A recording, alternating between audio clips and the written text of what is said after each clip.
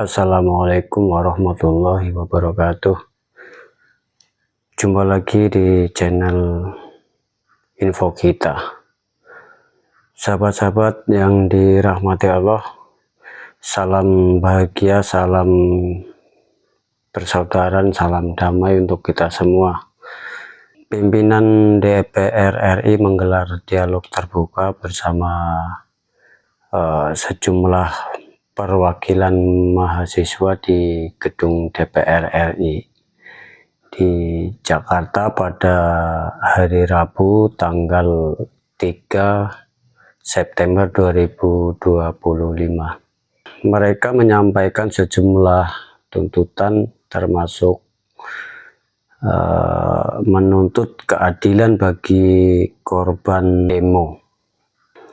Terus pembatalan kenaikan tunjangan dan gaji anggota DPR, pengesahan RUU perampasan aset dan undang-undang perlindungan data pribadi dan audit seluruh kinerja anggota DPR, ujar perwakilan keluarga besar mahasiswa Trisakti. Untuk lebih selengkapnya mari kita simak video berikut. Sebelum melanjutkan ke video, jangan lupa mohon dukungannya untuk menekan tombol subscribe, like, dan share. Indonesia itu adalah bentuk kecintaan kami atas berbagai kondisi bangsa hari ini. Sebetulnya tadi malam saya sempat mengambil momen refleksi sendiri karena saya sangat amat sedih melihat dinamika bangsa hari ini yang seakan-akan kok rasa-rasanya malah merugikan kita sebagai bagian daripada warga negaranya. Maka dari itu saya membuat satu catatan refleksi Indonesia hari ini dengan satu tajuk, menyelamatkan demokrasi, menegakkan supremasi sipil. Kalau kita ingat beberapa waktu belakangan, terutama sepanjang bulan Agustus, terjadi krisis multidimensi yang mencakup aspek demokrasi, legislasi, sosial, ekonomi, hingga sektor keamanan. Kita bisa lihat aksi demonstrasi terjadi di berbagai titik. Dan kami pun dari golongan mahasiswa sempat turun ke jalanan, terutama ketika kami mendapatkan kabar bahwa seorang kawan kami yang mendapatkan represivitas daripada aparat penegak hukum. Kala itu Afan Kurniawan menjadi korban meninggalnya dari aparat penegak hukum yang seakan-akan sengaja. Dan inilah yang memantik rasa kemanusiaan kami untuk berhadir di jalanan, pun juga hadirnya kami hari ini. Lambat laun muncul statement dari Bapak Presiden Prabowo Subianto bahwa ada dugaan makar dari berbagai aksi yang barangkali terprovokasi oleh sebagian oknum. Dan inilah yang kemudian menghambat kami, jujur saja menghambat kami untuk turun ke jalanan lagi. Karena kami khawatir bahwa gerakan kami hari ini justru ditunggangi oleh sebagian oknum ini. Tapi di sisi lain saya berefleksi, tidak bisa terus-terusan seperti itu. Maka kemudian di dalam forum ini, saya berharap Bapak Sufmi Dasko, Bapak Saan Mustafa, Bapak Cucun, rekan-rekan media dan seluruh mahasiswa yang hadir di sini, saya ingin ada pembentukan tim investigasi yang independen untuk mengusut tuntas berbagai kekerasan yang terjadi berlangsung sepanjang bulan Agustus ini. Juga dengan dugaan makar yang keluar dari mulut Bapak Presiden Prabowo Subianto. Kami ingin investigasi ini mengusut tuntas semuanya, sehingga kemudian apa yang disampaikan Bapak Presiden dapat dibuktikan. Karena kami dari gerakan merasa dirugikan dengan statement tersebut, yang kemudian menghalangi gerakan kami ke depan. Itu yang pertama. Yang kedua, berkaitan dengan permasalahan kami sebagai bagian daripada warga negara yang sebetulnya khawatir kira-kira kita ke depan itu kondisi ekonominya seperti apa ya. Tengah masyarakat rentan, menderita, di PHK, ekonomi lesu, daya beli masyarakat menurun, kok bisa ada wakil rakyat yang justru kabarnya tunjangannya dinaikkan, dan ketika ada kabar tersebut terjadi simbolisasi joget-joget yang kemudian membuat hati kami sedih, Bapak-bapak sekalian. Kami seakan-akan hanya dimanfaatkan di setiap momentum milunya saja dengan berbagai janjinya. Tetapi ketika sudah duduk di kursi-kursi yang enak ini, Bapak-bapak, Ibu sekalian yang duduk di parlemen seakan-akan melupakan kami sebagai bagian daripada rakyat yang seharusnya diwakilkan setiap pertemuan rapatnya.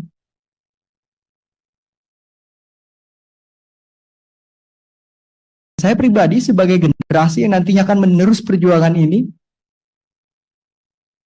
saya khawatir bahwa narasi-narasi Indonesia Emas 2045, narasi-narasi bahwa apa yang ada hari ini adalah untuk anak cucu kita, justru tidak akan tercapai ke depannya.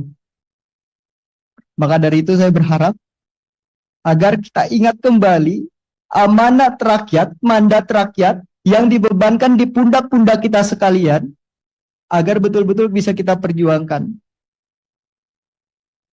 Mungkin itu yang ingin saya sampaikan. Tadi yang pertama, saya ingin ada tim investigasi independen untuk dibentuk sesegera mungkin, mengusut tuntas berbagai persoalan berkaitan dengan dugaan makar terutama.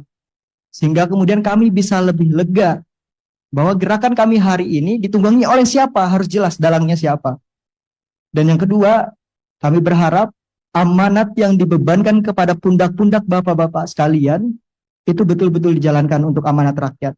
Mungkin itu saja dari saya. Terima kasih. Wassalamualaikum warahmatullahi wabarakatuh. Terima kasih. Terima kasih, Saudara Agus Setiawan, Ketua BEM UI ya. Dia ada dua hal.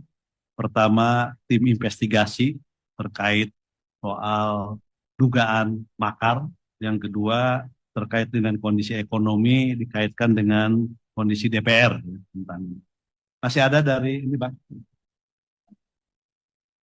Langsung dulu aja, nanti baru tanggapin ya. Dari BEM lagi masih ada? Kalau ada silakan. Atau sama pernyataannya dari BEM mana? Silakan.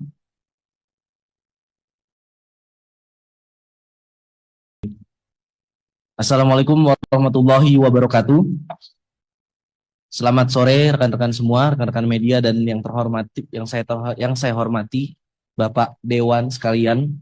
Terima kasih atas kesempatan dan waktunya sudah mau menyediakan waktu untuk berdialog dengan kami bersama kita semua di tengah krisis dan permasalahan yang belakangan ini terjadi. Hidup mahasiswa, hidup rakyat Indonesia. Saya Jin Colin, perwakilan dari keluarga besar mahasiswa Trisakti. Rasanya beberapa poin yang ingin saya sampaikan sebelumnya sudah tersampaikan dengan begitu baik oleh rekan saya dari BEM UI. Mungkin beberapa poin tambahan yang ingin saya amanatkan kepada Bapak-Bapak Dewan selaku perwakilan kami sebagai mahasiswa dan rakyat Indonesia tentunya. Jauh beberapa bulan, mungkin beberapa minggu, sebelum kejadian Afan Kurniawan yang begitu menyayat hati kami, terjadi pula seorang anak kecil mati, meninggal dunia di tengah krisis ekonomi yang dialami keluarganya. Mungkin rekan-rekan semua tahu, rekan-rekan media pun pasti tahu bagaimana proses kematian itu bisa keluar cacing dari, alat kelaminnya, dari hidungnya, dan ditemukan 1 kilogram cacing di dalam tubuhnya. Berselang beberapa minggu kemudian, beberapa saat kemudian, Indonesia merdeka. Kami merayakan 80 tahun kemerdekaan Indonesia. Dan apa hadiahnya? Kita mendapatkan kabar rekan-rekan bahwasannya dewan-dewan yang menjadi perwakilan dari kita semua, yang agaknya kita semua kadangkala, mungkin seringkali tidak merasa terwakilkan, namun dapat mendapatkan kenaikan gaji dan tunjangan yang begitu tinggi. Di tengah kemewahan yang sudah bapak-bapak dan ibu-ibu semua rasakan, dan di tengah tekanan krisis yang masyarakat kecil di bawah alami. Pertama-tama, menanggapi hal itu, saya menuntut untuk bapak-bapak dewan dan pemerintah sekalian untuk segera mengesahkan rancangan undang-undang perampasan aset sekiranya dalam kurun waktu 30 hari. Melihat bagaimana indeks persentase korupsi Indonesia yang saat ini terakhir audit itu mendapatkan skor sebanyak 22. Yang mana dalam penilaian skor itu 0 artinya tingkat korupsi itu begitu parah, dan 100 artinya negara itu begitu bersih dari korupsi. Indonesia mendapatkan skor 22 di tengah standar internasional yaitu sebesar 43. Bahkan jika disandingkan dengan negara-negara tetangga, poin kita begitu buruk sekali, Pak. Oleh karena itu, saya menuntut bapak-bapak yang terhormat untuk dapat mewakilkan suara-suara kami, untuk dapat mempercepat rancangan undang-undang perampasan aset. Indonesia sekiranya kehilangan sebanyak 588 triliun akibat korupsi dalam dekade terakhir. Berdasarkan data dari KPK tahun 2024. Aset recovery rate Indonesia hanya 0,2% dibanding standar internasional 3-5%. Kalkulasi impact, dana hasil perampasan dapat membiayai pembangunan 2.940 km jalan tol atau 588.000 unit rumah subsidi. Kemudian daripada itu, ini juga menuntut bapak-bapak sekalian untuk dapat segera menuntaskan pelanggaran HAM berat, hentikan kriminalisasi aktivis dan mahasiswa, lakukan budaya represivitas terhadap hak-hak kita selaku mahasiswa dan masyarakat untuk bersuara. Berani bersaksi bahwasannya kami di sini kaum terpelajar, mahasiswa-mahasiswi, tidak mungkin, Pak, kami menyuarakan pendapat kami, aspirasi kami, keluhan rakyat, jeritan rakyat dengan tindakan-tindakan anarkis. Betul tadi kata saudara dari BEM UI, bahwasannya beberapa hari belakangan ini mungkin banyak sekali propaganda dari beberapa oknum-oknum provokator untuk mencederai nilai-nilai perjuangan yang kami perjuangkan ini. Itu sangat menghambat kami dalam bergerak. Selanjutnya, tuntutan untuk belakangan ini marak di sosial media. Saya kira bapak-bapak dan ibu-ibu semua tahu 17+8 tuntutan rakyat yang dilayangkan oleh masyarakat Indonesia yang sekiranya mungkin sudah tersebar lebih dari ratusan ribu.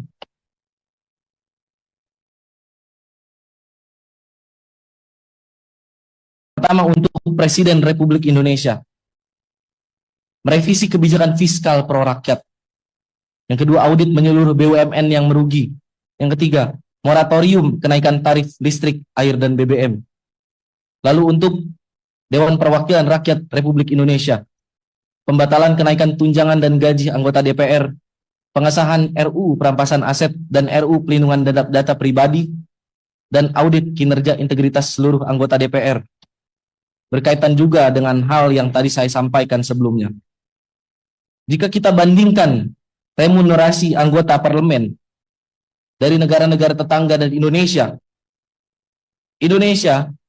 take home pay yang bapak-bapak sekalian dapatkan kurang lebih berkisar sebanyak 8.000 US dollar.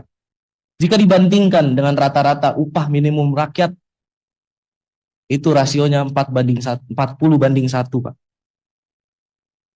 Dan berdasarkan produktivitas legislasi, hanya ada 12 undang-undang yang tercipta dalam setahun. Jika kita komparasi dengan negara-negara tetangga seperti Malaysia, Thailand, Singapura, dan Korea Selatan, Malaysia rasionya hanya 8:1. Thailand 6:1. Singapura 12:1. Korea Selatan 4:1. Bagaimana bisa negara berkembang yang rakyatnya begitu menderita ini gaji DPR-nya 40:1 rasionya. Saya rasa itu benar-benar harus digarisbawahi dan harus ditinjau ulang, Pak.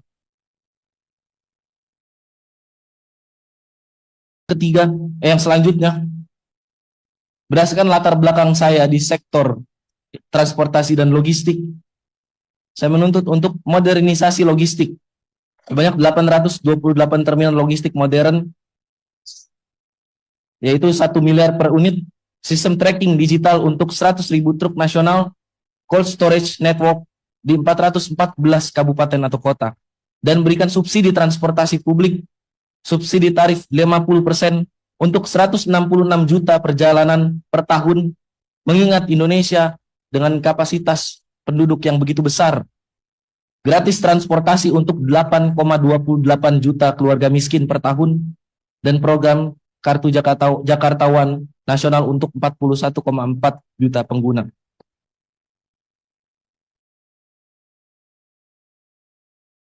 Mungkin sekiranya itu tuntutan yang ingin saya ajukan.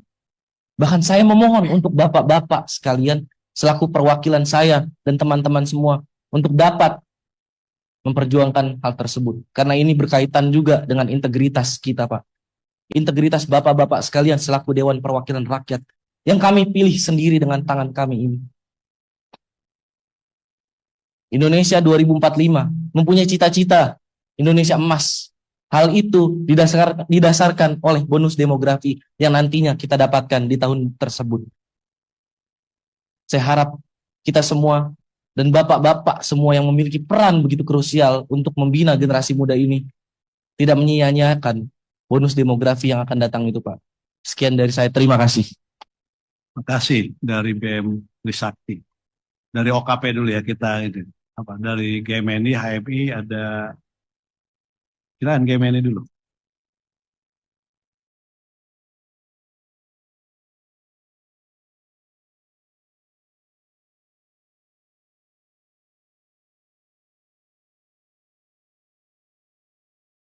Assalamualaikum warahmatullahi wabarakatuh. Selamat siang Bapak-Bapak sekalian. Saya mohon izin untuk teriakkan petikan semangat perjuangan mahasiswa. Hidup mahasiswa. Hidup mahasiswa. Hidup rakyat Indonesia. Merdeka. Kami hormati buruh, tani, nelayan, pedagang kaki lima, pedagang asongan, seluruh rakyat Indonesia, mahasiswa, para cendekiawan, dan juga yang kami hormati Bapak-Bapak sekalian.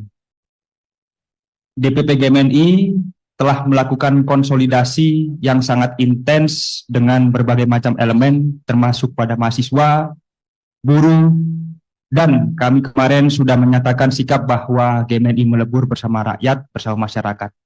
Dengan kesempatan yang diberikan oleh Bapak-Bapak Dewan sekalian, kami ingin memanfaatkan hal tersebut. Kami ingin menyampaikan berbagai macam rangkuman, aspirasi yang kami dapat di lapangan setelah berdiskusi dengan kawan-kawan mahasiswa, cerdik-cendikia, dan juga pada masyarakat. Pancatura atau 5 tuntutan rakyat. Kami membawa tajuk DPP GMNI berkomitmen menjaga demokrasi dan supremasi sipil di Indonesia. Poin yang pertama adalah menolak kekerasan dari aparat terhadap masyarakat sipil dan bertanggung jawab secara hukum terhadap korban yang berjatuhan. Kita semua tahu kawan-kawan, almarhum Afan mungkin menjadi salah satu pemicu, pemantik dari gerakan-gerakan yang berkelanjutan ini.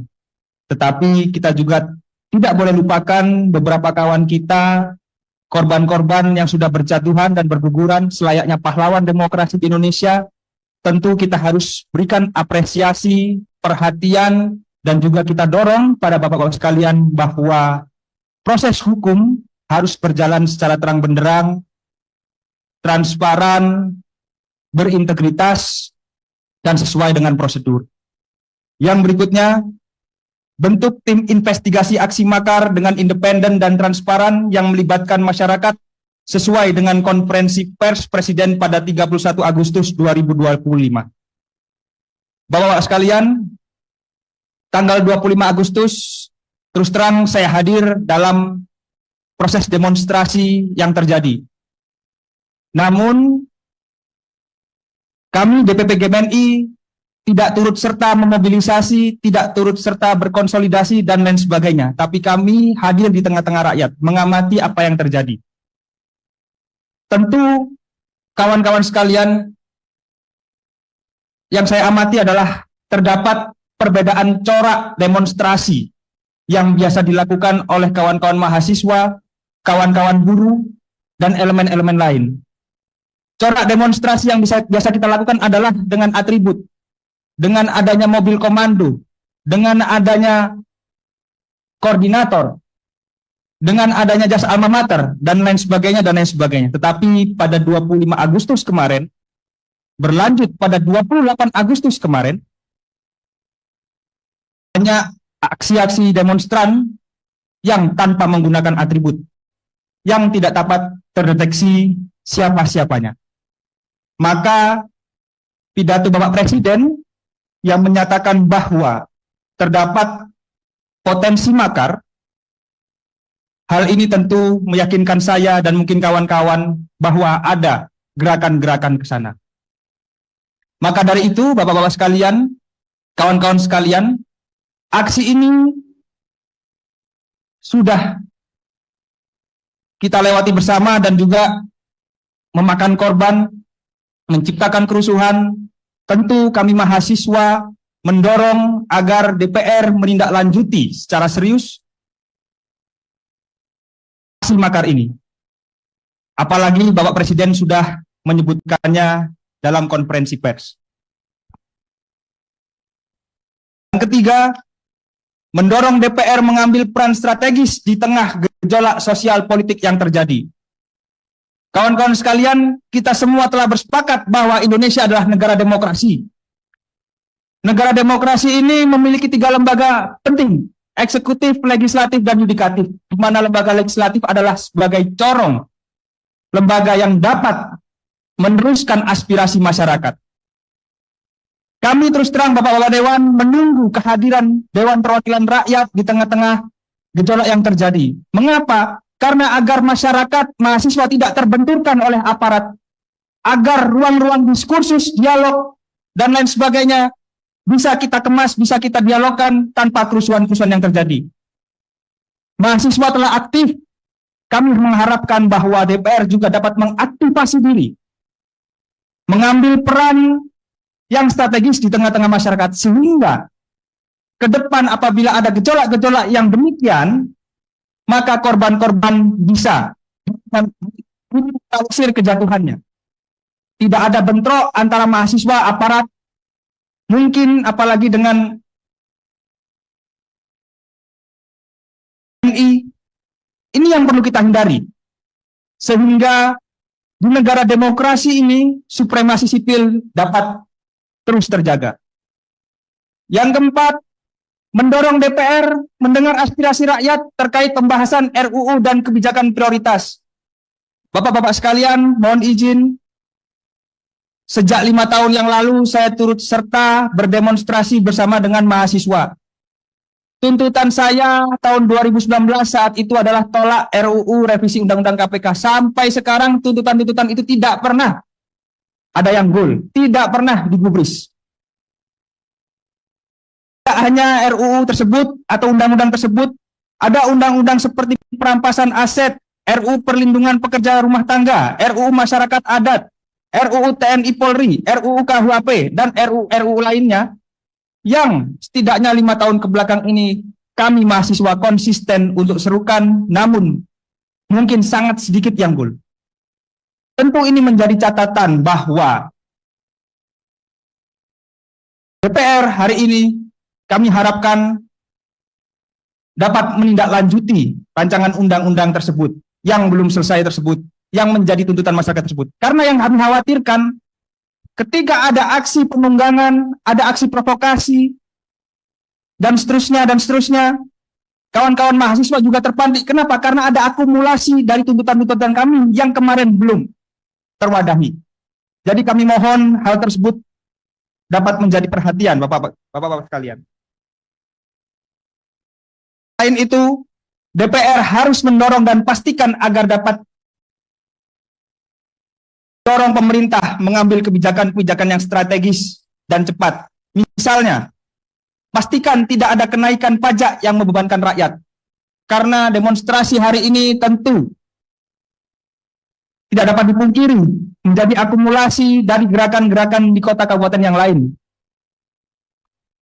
Cara dapat meningkatkan pendapatan negara melalui hal lain, tidak hanya melalui pajak yang membebankan rakyat, seperti optimalisasi kinerja BUMN, tegas terhadap koruptor melalui undang-undang perampasan aset, dan lain sebagainya. Alternatif-alternatif ini untuk mengisi kas negara harus dilakukan daripada membebankan keuangan negara kepada masyarakat. Ini yang perlu dicatat dan perlu diperhatikan. Yang berikutnya adalah perhatikan kesejahteraan beberapa elemen masyarakat yang mengambil peran vital dalam kehidupan berbangsa dan bernegara. Salah satunya adalah kesejahteraan guru, veteran, dan profesi lainnya. Mungkin ketika kita bertanya, kenapa kawan-kawan STM ini, kenapa kawan-kawan anak-anak SMA ini turut beserta demo dan lain sebagainya, bisa jadi mereka khawatir. Mereka prihatin terhadap kesejahteraan guru-guru yang mengajarnya. Banyak aspek yang sebenarnya bisa meredam situasi ini, Bapak-Bapak sekalian, tetapi kebijakan-kebijakan itu tidak diambil, belum diambil, atau telat diambil. Maka harapannya setelah ini, Bapak-Bapak sekalian dapat mendorong pemerintah untuk melaksanakan kebijakan-kebijakan strategis tersebut yang berdampak pada masyarakat. Terakhir, dari Pancatura, yaitu adalah mendorong pemerintah mengambil kebijakan strategis peningkatan perekonomian rakyat secara cepat dan tepat. Menurut data BPS, Bapak-Bapak sekalian, kawan-kawan sekalian, ada 3,6 juta pemuda di Indonesia yang saat ini statusnya menganggur, not in employment, education, or training, tidak dalam masa pendidikan, tidak memiliki pekerjaan, dan tidak dalam proses pelatihan apapun. Pemuda memiliki banyak kawan, ratusan mungkin ribuan di sana, yang memiliki masalah-masalah sosial seperti terjerat pinjol, seperti ketika melamar pekerjaan selama 1 tahun, 2 tahun, mereka masih menganggur, tidak memiliki kerjaan yang formal, tidak memiliki pekerjaan yang tetap, tidak mampu pemuda-pemuda ini untuk mengangkat harkat martabat derajat keluarga dan dunia sendiri. Sehingga apa? Ketika ada pancingan-pancingan, ketika ada provokasi, pemuda-pemuda yang seperti ini adalah pemuda-pemuda yang menjadi target, yang mudah dibakar emosinya, yang dapat didorong untuk menciptakan sebuah kerusuhan dan lain sebagainya. Maka ini adalah pengamatan gejala sosial ekonomi yang terjadi, sehingga menurut hemat kami ini yang menjadi faktor-faktor penting adanya kerusuhan-kerusuhan yang telah terjadi, Bapak-Bapak sekalian. Sehingga kami meyakini bahwa ketika Pancatura ini bisa menjadi salah satu tuntutan yang bisa diperhatikan dan digolkan oleh DPR dan pemerintah, insya Allah saya yakin Indonesia 2045 akan menjadi emas, bukan Indonesia cemas. Itu saja yang bisa kami sampaikan. Dengan hormat, Bapak-Bapak sekalian, banyak sekali tuntutan yang kami ajukan. Mohon agar tidak satupun tuntutan dari kami mahasiswa ini ada yang tertinggal. Terima kasih. Wassalamualaikum warahmatullahi wabarakatuh. Hidup mahasiswa! Hidup mahasiswa! Hidup Indonesia! Terima kasih dari kawan GMNI. Berikutnya dari mana? GMKI, silakan. GMKI baru HMI ya.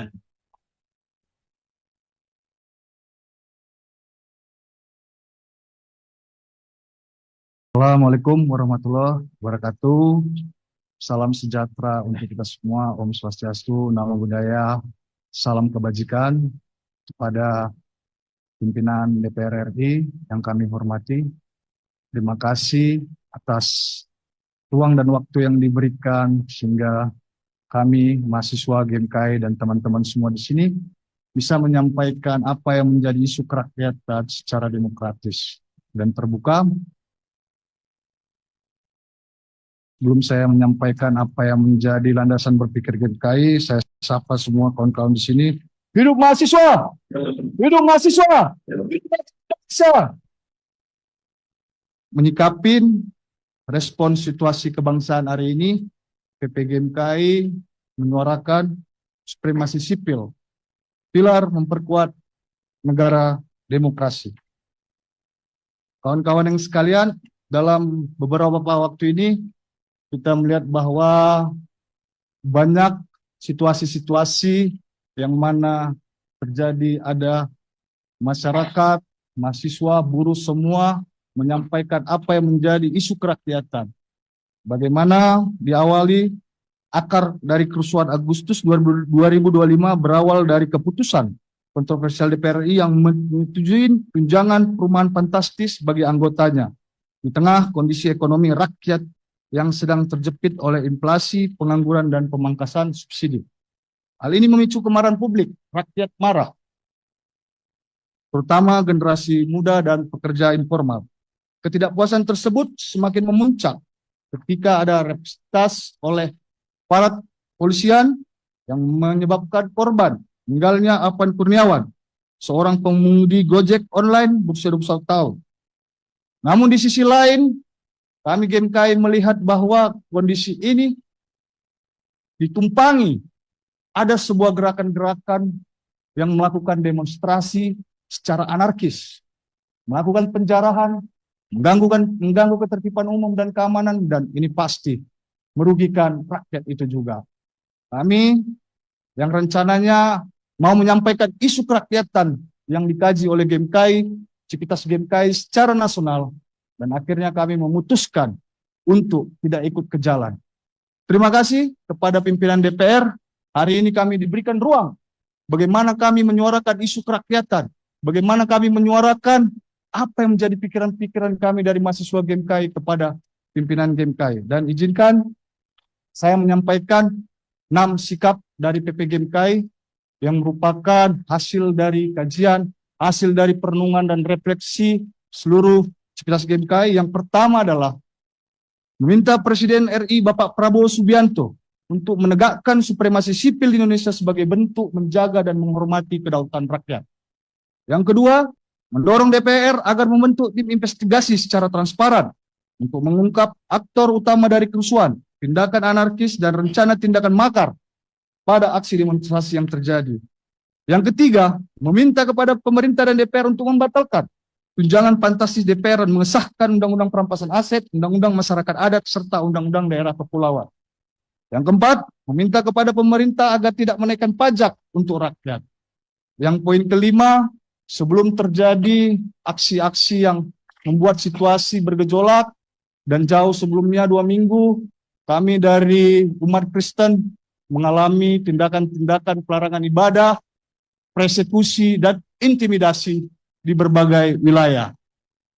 Sehingga kami memiliki kajian bahwa ada sebuah aturan PBM 9 dan 8 2006 yang menjadi celah bagi beberapa kelompok untuk melakukan pelarangan ibadah.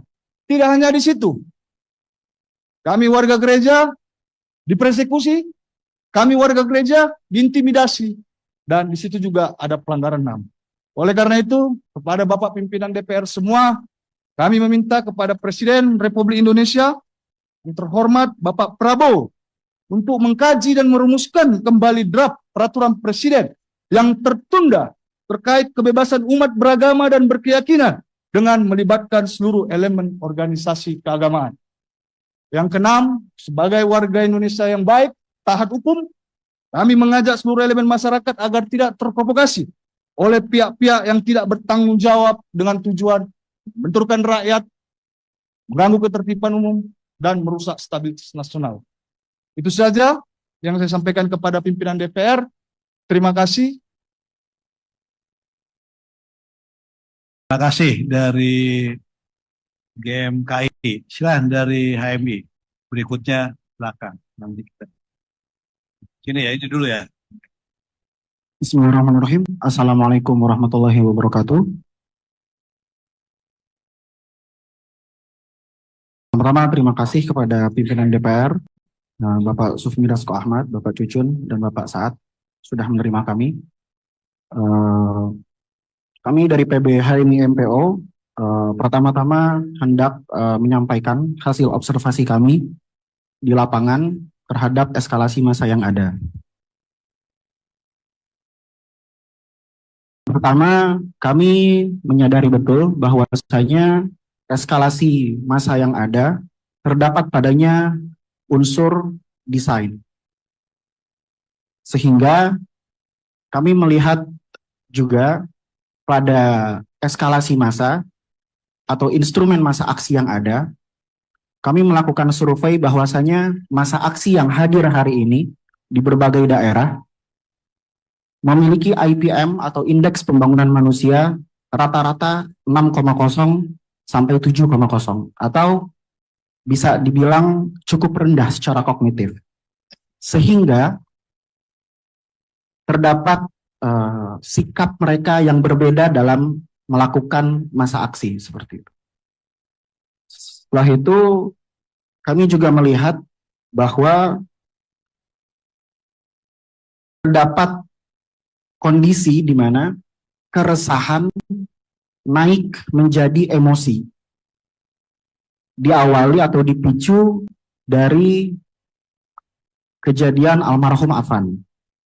Dan kembali kepada poin sebelumnya, ketika IPM atau indeks pembangunan manusia rata-rata massa aksi yang cukup rendah hari ini, sehingga mendefinisikan emosinya menjadi sebuah hal-hal yang cukup anarki seperti itu. Dan untuk hal tersebut, PB HMI MPO mengambil beberapa sikap. Yang pertama, meminta kepada pimpinan DPR dan segenap elemen masyarakat untuk menegakkan bersama supremasi sipil. Yang kedua adalah agar pimpinan DPR segera membentuk tim investigasi terhadap kondisi berbangsa dan bernegara yang sifatnya independen dan melibatkan segenap elemen masyarakat. Setelah itu, kami juga meminta pimpinan DPR untuk segera mereformasi DPR secara institusional dan juga secara norma. Setelah itu, kami juga meminta pimpinan DPR untuk segera mereformasi Polri sebagai bentuk komitmen supremasi sipil. Juga meminta pimpinan DPR untuk menghapus pajak bagi masyarakat miskin. Karena tidak bisa dipungkiri, eskalasi massa yang terjadi hari ini dipicu dari klaster tersebut. Dan yang terakhir, kami meminta pimpinan DPR untuk segera mengesahkan RUU perampasan aset sebagai pengejawantahan komitmen Presiden Republik Indonesia dalam penuntasan masalah korupsi. Mungkin itu dari PB HMI MPO. Billahi taufiq wal hidayah. Wassalamualaikum warahmatullahi wabarakatuh. Salam. Terima kasih dari PB HMI MPO. Yang belakang dulu, habis itu HMI. Silakan. Dari mana yang Mbak?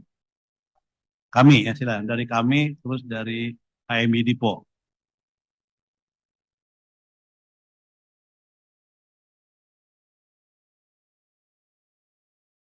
Bismillah. Assalamualaikum warahmatullahi wabarakatuh. Kami ucapkan terima kasih pada pimpinan DPR, kemudian pada kawan-kawan mahasiswa dan OKP dari BEM maupun OKP yang sempat hadir. Mohon izin sebelumnya kami dari Pengurus Pusat Kesatuan Aksi Mahasiswa Muslim Indonesia atau PP kami, ya saya kira kita harus menegaskan komitmen kita bahwa hari ini kita hadir di sini sebagai bentuk rasa cinta kita kepada tanah air kita.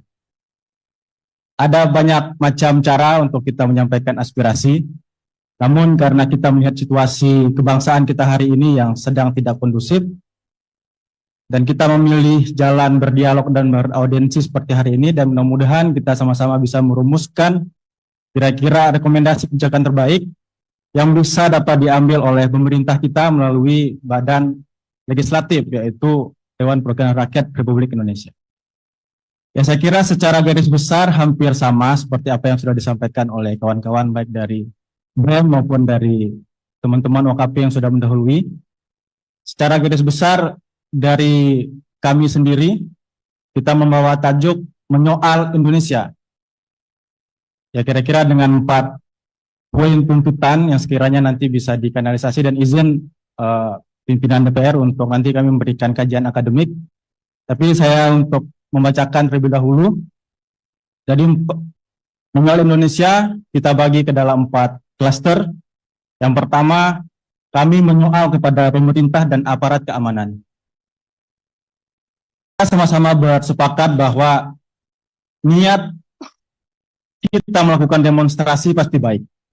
Menyampaikan aspirasi, menyampaikan persoalan bangsa dan negara, meskipun di dalam pelaksanaannya ada pihak-pihak yang tidak bertanggung jawab, kemudian memanfaatkan situasi tersebut untuk kepentingan pribadi maupun kelompoknya. Sekali lagi, kami pertegas niat mahasiswa, teman-teman BEM maupun OKP adalah untuk perbaikan bangsa. Dan dalam momentum Agustus ini saya kira ini merupakan sebuah error daripada situasi kebangsaan kita dan perlu kanalisasi yang terbaik. Sehingga tadi, pertama kami ingin menyoal kepada pemerintah dan aparat keamanan, menuntut agar pemerintah segera melakukan penyelidikan secara tuntas terhadap kematian warga sipil, termasuk Afan Kurniawan, serta menghentikan segala bentuk represivitas terhadap demonstrasi dan aksi unjuk rasa yang dilaksanakan oleh rakyat. Kemudian, kami juga meminta untuk segera dilakukan reformasi sektor keamanan secara menyeluruh dengan fokus pada peningkatan profesionalitas aparat keamanan serta mengusut tuntas kelompok-kelompok atau individu yang melakukan tindakan anarkisme, memanfaatkan aksi unjuk rasa untuk tujuan-tujuan tertentu yang merusak ketertiban umum. Mungkin secara praktis, seperti dikatakan oleh kawan-kawan tadi, bisa membentuk tim investigasi independen, kemudian juga dibuka secara transparan kepada publik dalam proses maupun hasil daripada tim investigasi tersebut. Kemudian kedua, kami menyoal DPR dan partai politik. Saya kira salah satu trigger daripada kekecewaan masyarakat dan menyulut aksi di bulan Agustus ini adalah respon daripada DPR dan partai politik. Sehingga kami mendesak kepada DPR untuk segera menghentikan pembahasan mengenai kenaikan tunjangan anggota DPR, melakukan transparansi penuh terhadap seluruh anggaran, fasilitas, dan penggunaan dana yang berkaitan dengan kegiatan legislatif.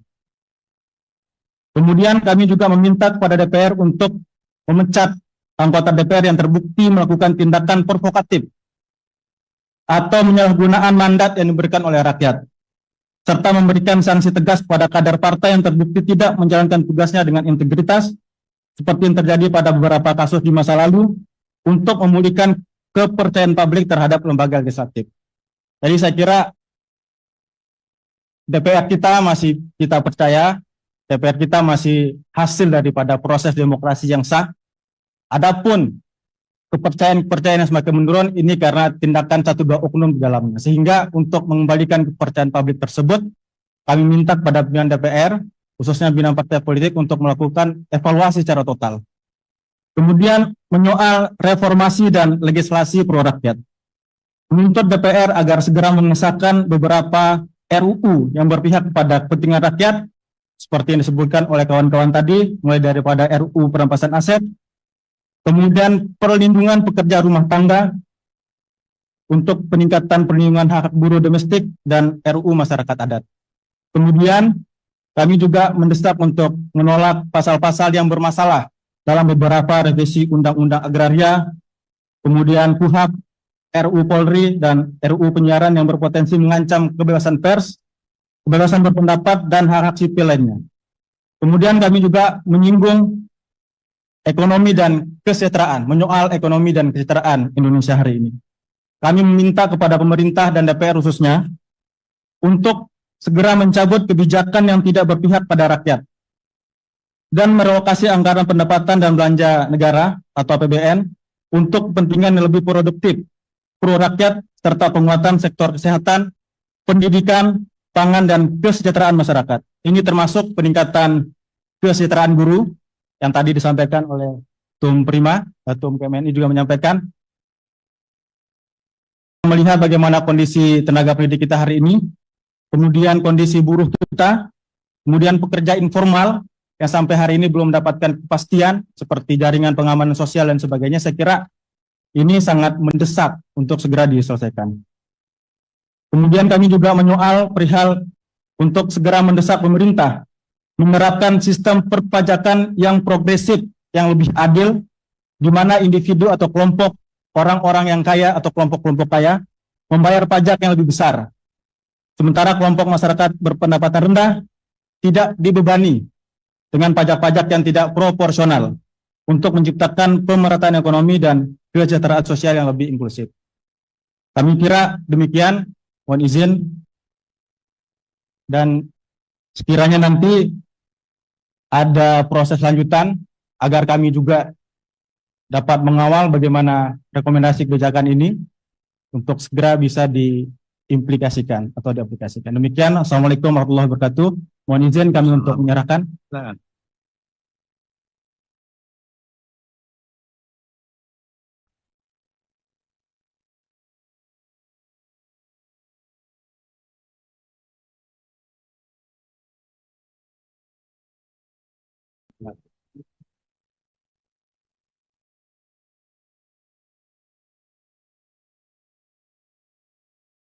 Terima kasih dari PP kami. Berikutnya silakan dari HMI. Habis itu dari BEM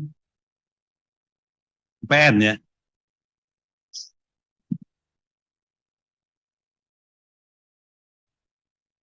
Bismillahirrahmanirrahim. Assalamualaikum warahmatullahi wabarakatuh. Saya Bagas Kurniawan, Ketua Umum PBHMI.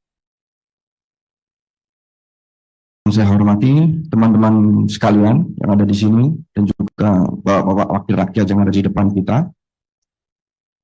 Pada kesempatan kali ini, PBHMI akan memberikan aspirasi dan koreksi sebagai sumbangan energi kita kepada bapak-bapak pemimpin negara bahwa masih banyak generasi-generasi muda yang peduli terhadap bangsanya. Momentum sosial yang terjadi belakangan ini direfleksikan mendalam oleh PBHMI. Jadi, kami melihat ini adalah momentum yang tepat untuk kita serius membenahi institusi-institusi publik yang ada di negara ini. Ketidakseriusan kita dalam membenahi institusi-institusi publik itu seperti bom yang bisa meledak kapan saja. Dalam sejarah bangsa ini, banyak sekali nama-nama yang tertulis menjadi korban-korban reformasi-reformasi politik. Berapa banyak kita sebagai bangsa melakukan reformasi politik. Tapi ternyata ini semua tidak berbanding lurus, malah justru berbanding terbalik dengan kemakmuran dan kesejahteraan yang kita sebagai negara dan sebagai bangsa tuju bersama. Oleh karena itu, momentum ini MI meminta sekali kepada pemimpin-pemimpin negeri, khususnya bapak-bapak anggota legislatif, untuk serius melakukan inklusivitas, melakukan pembenahan institusi publik yang lebih dekat dengan rakyat dan mendistribusikan hak. Karena dalam negara demokrasi, institusi publik yang maju dan inklusif adalah satu-satunya, saya ulangi lagi, adalah satu-satunya penopang dalam demokrasi yang sehat. Tidak ada cara lain, kecuali kita mau memilih jalan yang lain selain demokrasi. Karena itu, PBHMI membuat suatu refleksi yang kemudian kita temakan dengan nama Koreksi Indonesia. Koreksi Indonesia ini adalah muncul dari keresahan kita, PBHMI khususnya sebagai generasi muda, tentang masa depan bangsanya. Tentang bom, tentang bahan bakar sosial yang bisa meledak kapanpun karena adanya kesenjangan institusi itu. Karena itu, dalam Koreksi Indonesia ini, PBHMI merangkumnya menjadi 7 tuntutan yang kita sebut dengan sabta suara. Tuntutan yang pertama, PBHMI meminta adanya reformasi partai politik. Partai politik yang alih-alih menjadi kanal ideologi untuk melakukan kerja-kerja kesejahteraan, belakangan ini malah menjadi kanal pragmatisme elektoral. Oleh karena itu, PBHMI concern dan PBHMI memandatkan bahwa reformasi politik ini perlu. Karena apa? Karena partai politik adalah tulang punggung di demokrasi. Tulang punggung untuk masuknya semua kebijakan dan kehidupan berbangsa dan bernegara. Yang kedua, benahi seluruh institusi publik secara serius. Hanya kita merefleksikan dan membenahi semua institusi publik kita secara serius. Institusi publik di bidang demokrasi, institusi publik di bidang ekonomi, institusi publik di bidang penegakan hukum. Saatnya kita benahi secara serius untuk menuntut kemajuan bangsa kita di masa yang akan datang. Yang ketiga, pecat wakil rakyat yang toksik untuk masyarakat. Keempat, efisienkan anggaran untuk pejabat dan perbaiki layanan kepada rakyat. Yang kelima, sahkan secepatnya RUU Pro Rakyat. Keenam, revisi Undang-Undang Nomor 13 Tahun 2003 tentang Ketenagakerjaan, di mana lebih dari 60% masyarakat Indonesia adalah sektor informal yang saat ini tidak jelas statusnya, tidak jelas benefitnya, tidak jelas insentifnya. 60% warga ini harus kita lindungi bersama. Dan yang terakhir, yang nomor 7, yaitu reformasi perpajakan yang lebih adil. Karena perpajakan harus adil. Jangan seperti yang dikomunikasikan di media-media. Kalangan-kalangan atas mendapatkan amnesti, kalangan-kalangan bawah mendapatkan kenaikan pajak. Ketika rakyat marah, maka disebut ada provokator. Tidak, ini adalah mewakili aspirasi rakyat. Dan selain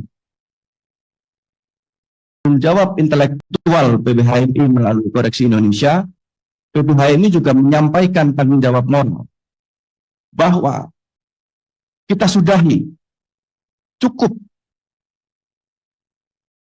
dan ada afan-afan yang lain.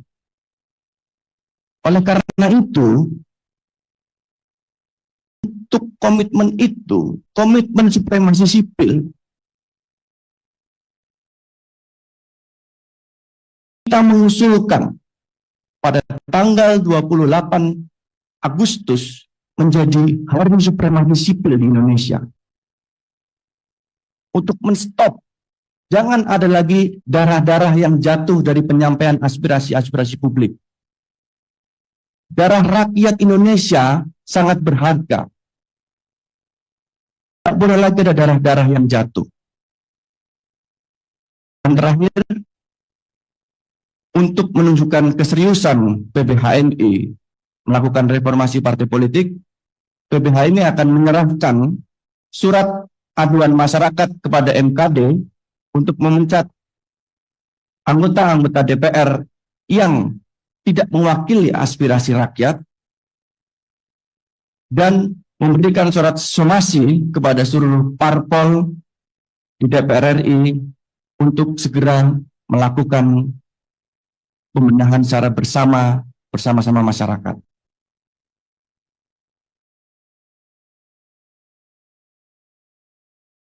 Silahkan.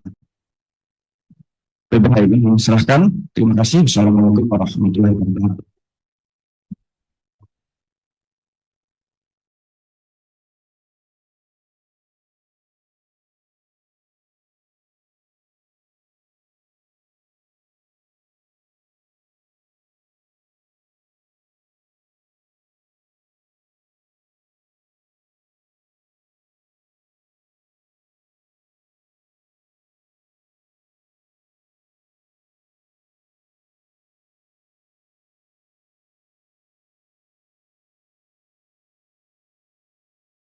Terima kasih, Saudara Bagas, Ketua Umum PBHMI, Dipo. Berikutnya, kami persilahkan dari UPN. Yang tadi nyampaikan, kalau ada yang mau diserahkan, nanti bahan yang sudah menyampaikan dulu, nanti serahkan. Buat bahan kami ya.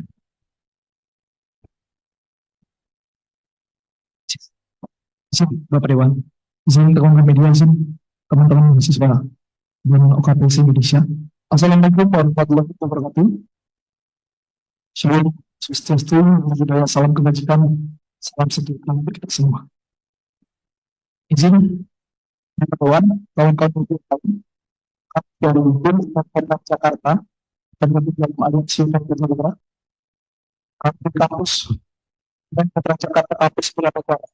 Hati-hati di sini akan aspirasi masyarakat secara kumulatif kita akumulasikan dalam bentuk kajian politik dan hukum dari Jakarta. Inilah negara yang akan dibuat. Dalam pasal pertama, kami dalam hal dan aktivitas aparat. Kami dan kawan-kawan dari kawan-kawan dari BEM sudah mengatakan penerapan jangan aparatif semangat untuk kita berjalan. Bisa melihat bahwasanya aparat kepolisian, aparat keamanan yang bertugas untuk menangani masa aksi represif untuk bisa menangani masa aksi. Negara demokratis itu harus tunduk pada prinsip rule of law, di mana aparat penegak hukum tidak boleh tidak semena-mena. Masa aksi seluruh rakyat Indonesia yang berjalan, rakyat Indonesia memiliki konstitusi untuk bebas dari tindakan represif, bebas dari perlakuan diskriminatif. Artinya adalah ketika instansi kepolisian negara Indonesia secara cacat implementasi dalam melakukan transaksi dan kemudian melanggar konstitusi, kualitas dan representasi aparat dalam melakukan transaksi secara tidak langsung konfirmasi bahwasanya kita oleh kepolisian misalnya demokrasi telah merosot tanpa menciptakan gerakan rakyat. Ya, dengan jika represivitas aparat biarkan, maka integritas yang bertentangan dengan basic principles of the use of force and firearms by law enforcement officials.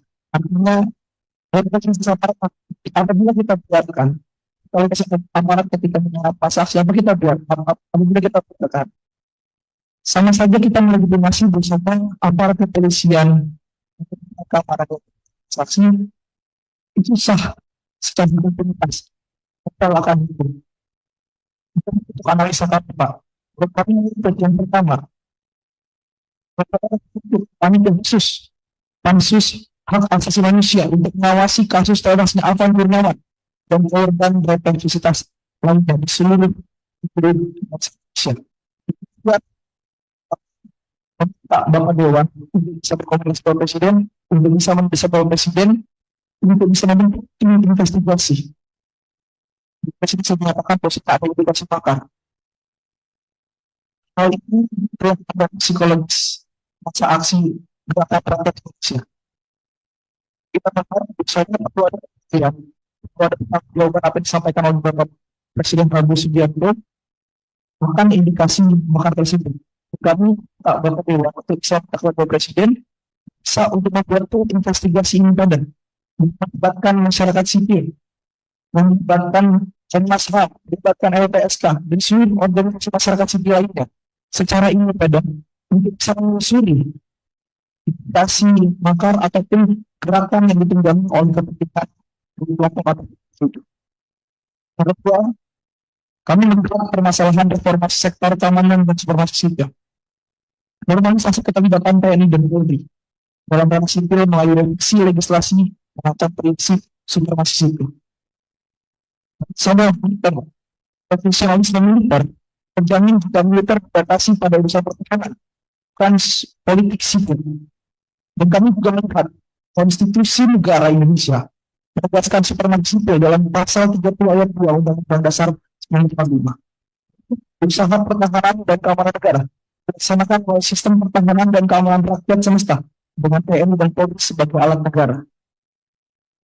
Dan akhir, kami melihat rancangan revisi Undang-Undang Polri dan revisi Undang-Undang Penyiaran memperluas kewenangan tanpa kontradiktif, risiko memunculkan state authoritarianism.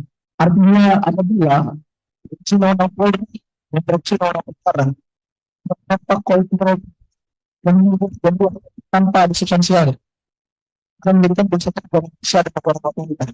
Kita untuk bisa mengakomodir apa yang diaspirasikan.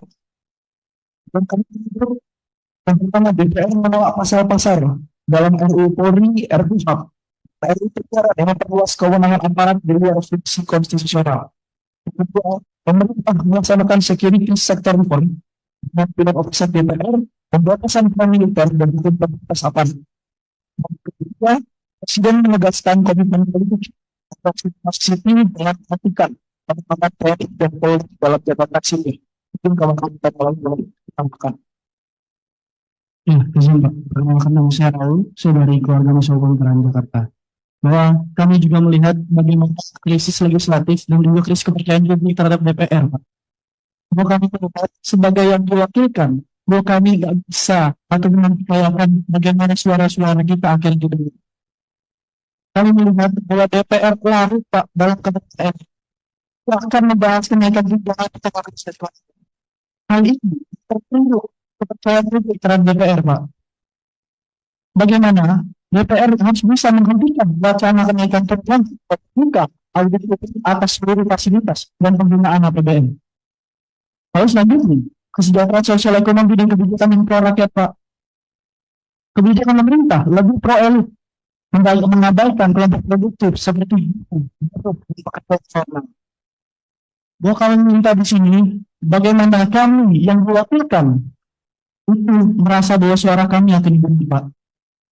Juga bagaimana RUU yang progresif seperti RUU perampasan aset, RUU perlindungan PRT, RUU masyarakat adat terhambat, sementara regulasi bermasalah, RUU Polri, RUU Penyiaran justru dipercepat. Bahwa kami juga meminta bagaimana dalam pembentukan undang-undang ini kita seluas-luasnya partisipasi publik, Pak. Banyak cendekiawan yang harus Indonesia. Banyak di situ unsur politik yang bisa menghasilkan suatu kebijakan yang dalam pro rakyat, Pak. Lalu ada proyek strategis nasional yang merampas masyarakat, Pak. Bahwa bagaimana banyak pengajian dan akhirnya menjadi konflik agraria, Pak. Dan saya harap itu bisa dikaji ulang, Pak. Bagaimana banyak masalah-masalah mana yang ada di Indonesia. Dan yang terakhir, saya harap ini bisa kita semua bagaimana kita bisa mereformasi partai politik kita. Karena yang saya lihat dan saya cermati dan menjadi kajian bersama dan teman-teman bagaimana pos politik ataupun harga ataupun kepentingan ataupun pemilu pada hari ini itu sangat mahal.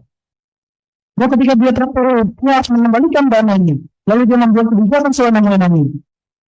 Maka dari itu, partai politik yang bertanggung jawab atas dasar daripada negara ini. Akhirnya tidak muncul kader-kader ataupun tokoh-tokoh publik yang memperoleh ataupun hanya sebagian elit.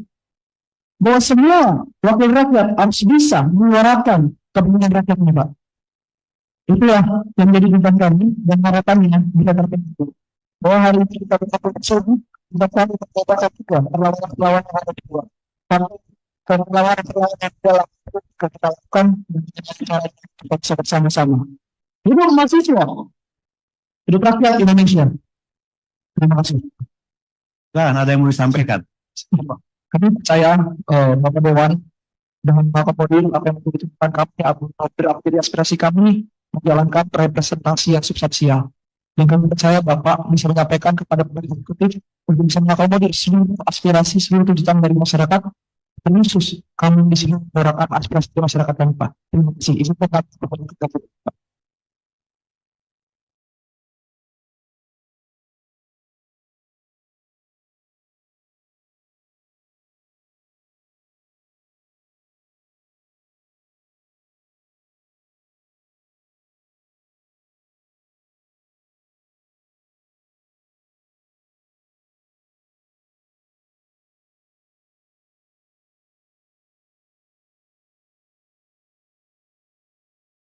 Kasih dari BEM UPN. Ya. 1, 2, 3, 4, 5, 6. Silakan depan dulu, habis itu kacamata, sebutkan nama. Saya bilang 1, 2, 3, 4, 5, 6 ya.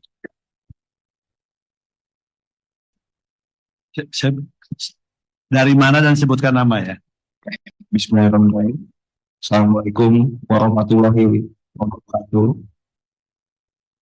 Selamat siang menuju sore, kawan-kawan semua. Perkenalkan, nama saya Torik Rifki Ferdiansyah, selaku Ketua Umum Himpunan Mahasiswa Ilmu Politik Indonesia atau Himapolindo, bersama dengan pengurus saya. Yang saya hormati Bapak-Bapak anggota DPR RI dan juga para rekan-rekan media. Ada beberapa hal yang mau kami sampaikan secara organisasi, secara kehimapolindoan, bahwa dalam peristiwa tanggal 25 Agustus sampai dengan 2 September ini merupakan catatan merah bagi kita sebagai Republik Indonesia. Peristiwa kematian anak bangsa, peristiwa represivitas yang dialami oleh masyarakat sipil akan ketika ia ingin menyampaikan aspirasinya, menyampaikan pendapatnya dalam negara ini. Justru yang ia dapat adalah pentungan dan gas air mata.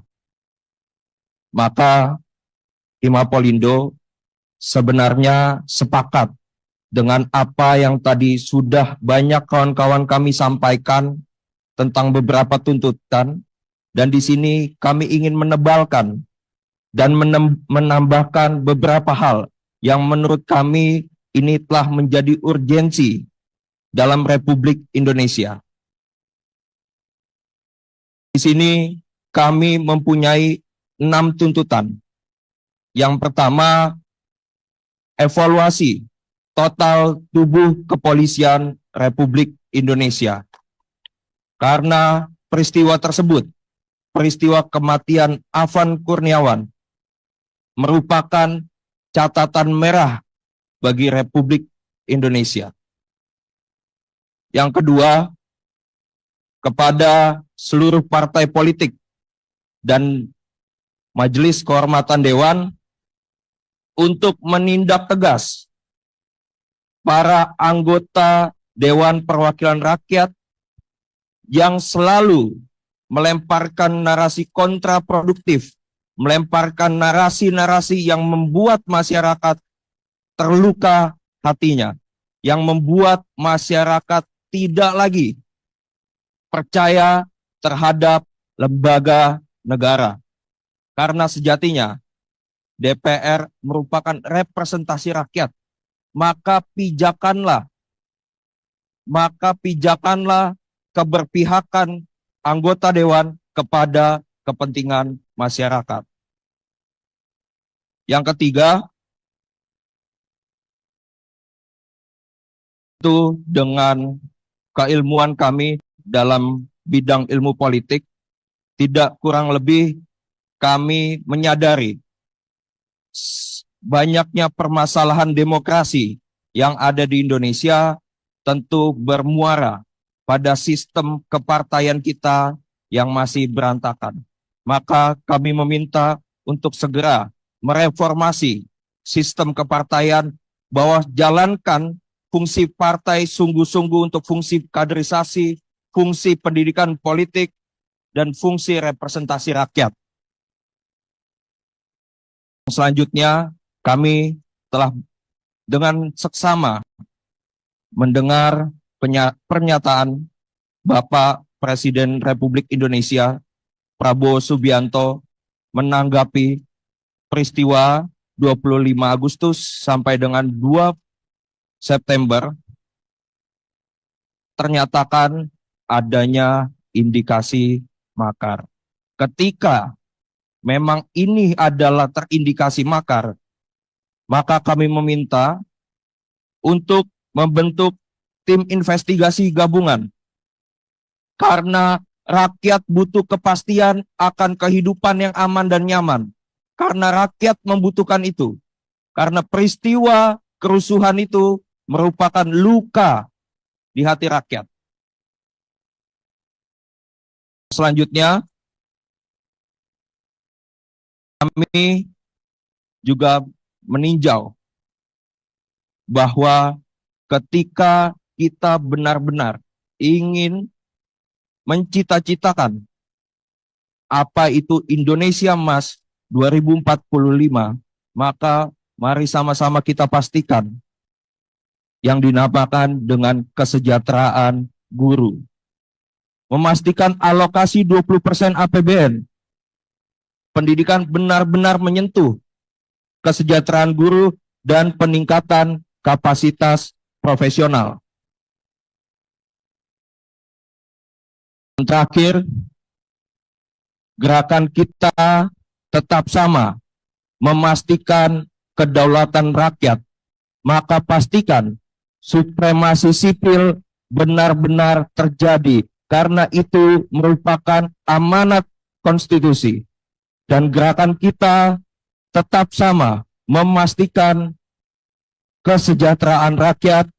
Maka pijakanlah dalam merumuskan kebijakan kepada DPR dan eksekutif untuk memijakan landasannya dengan landasan pasal 33 Undang-Undang Dasar Negara Kesatuan Republik Indonesia tahun 1945.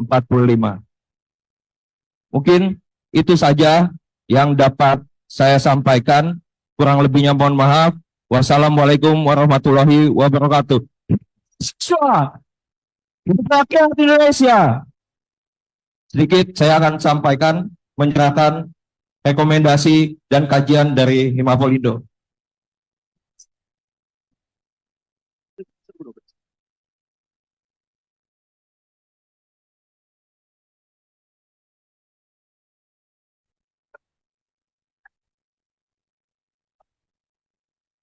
Tempat.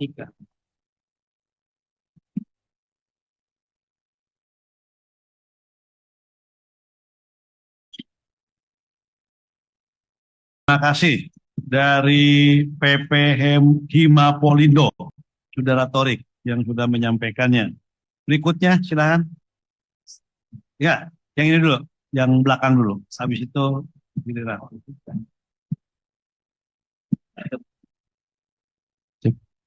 Assalamualaikum warahmatullahi wabarakatuh.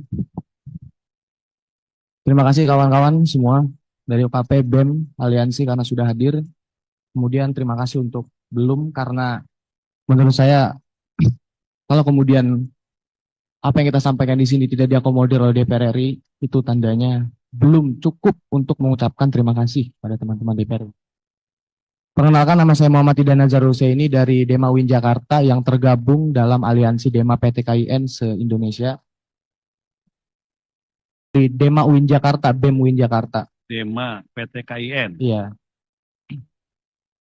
Baik, saya tidak ingin kemudian melakukan repetisi dari beberapa tuntutan yang sebetulnya itu adalah hal yang sudah kita sepakati, gitu.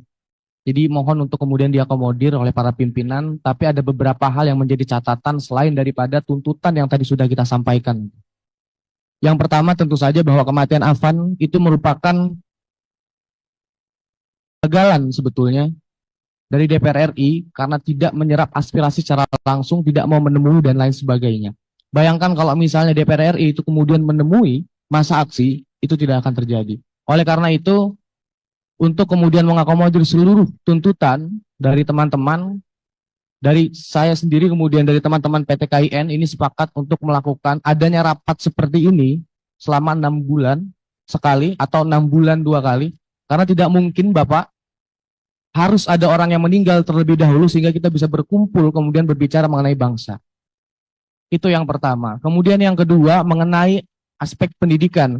Dari tadi memang betul kita berbicara mengenai ya Indonesia emas dan lain sebagainya. Tapi pada hari ini kita-kitalah semuanya nanti ini anak-anak muda yang menjadi motor, yang menjadi pelaku ketika Indonesia emas itu terjadi. Akan tetapi yang menjadi persoalan adalah kita tidak memiliki kendaraan untuk menuju ke Indonesia emas itu.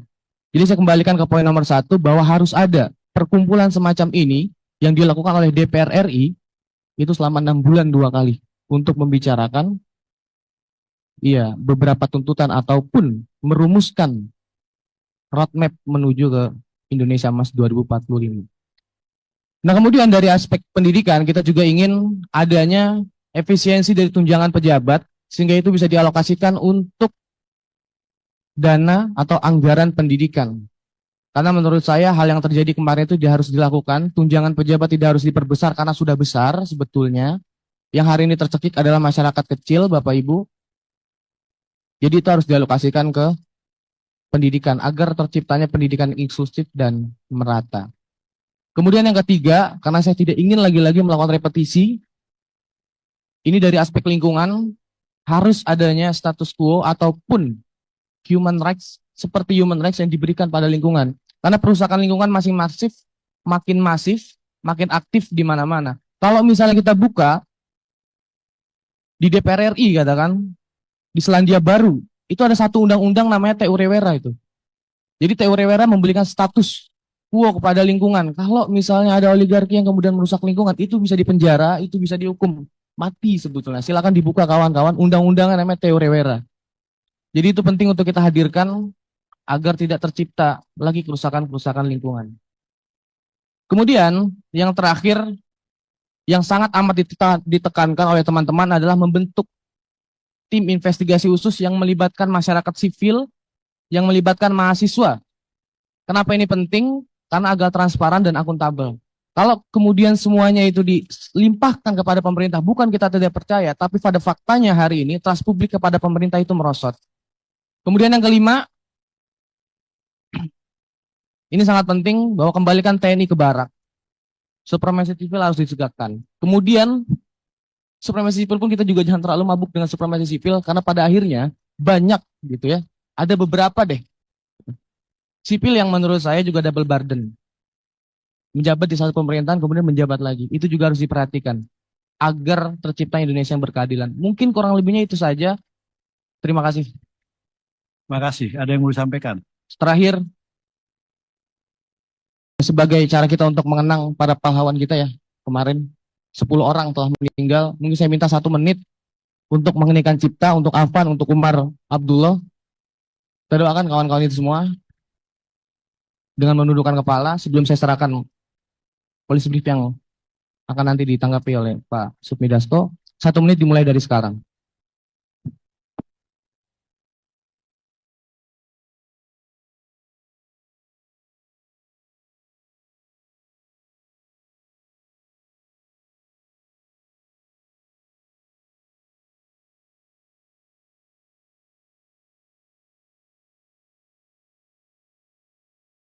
Baik. Terima kasih.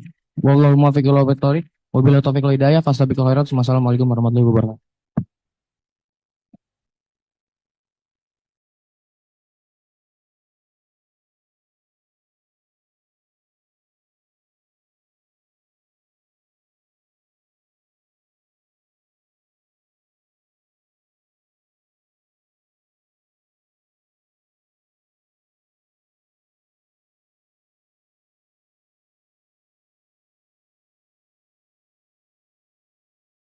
Terima kasih dari kawan Dema PT KIN seluruh Indonesia.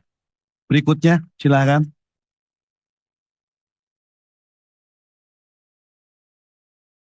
Bismillahirrahmanirrahim. Assalamualaikum warahmatullahi wabarakatuh. Mohon izin Bapak-Bapak sekalian, sebelumnya perkenalkan, saya Muhammad Ikram dari BMSI Kerakyatan. Mungkin sudah ada banyak tuntutan, sudah ada banyak masukan dari teman-teman dari OKP, teman-teman dari BEM tadinya, dan sekarang saya hanya ingin memberikan sedikit refleksi keadaan hari ini. Yang pertama, kami dari BMSI Kerakyatan menyampaikan duka cita yang mendalam bagi seluruh korban aksi unjuk rasa yang terjadi sejak akhir Agustus hingga awal September ini. Duka ini kami tujukan khususnya bagi kawan-kawan yang terluka maupun yang gugur dalam aksi kemarin. Merupakan bagian dari keluarga besar BMSI mungkin.